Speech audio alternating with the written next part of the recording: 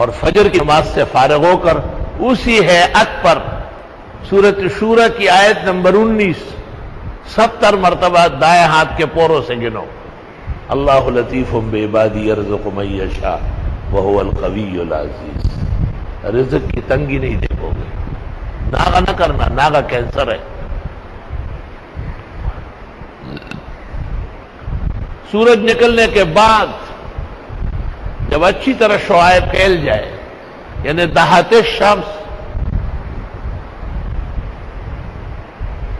4 رکعت پڑھو.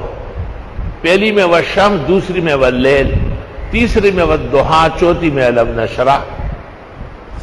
انشاءاللہ تعالی اللہ ہمیشہ ضرورت سے زیادہ عطا کرے گا.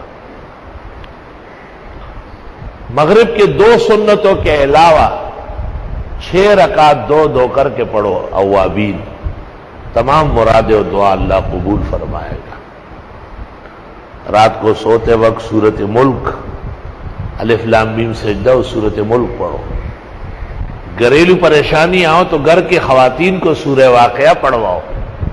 بیماریوں کے لیے سورہ تغابن پڑھو، آگے آ رہی ہے.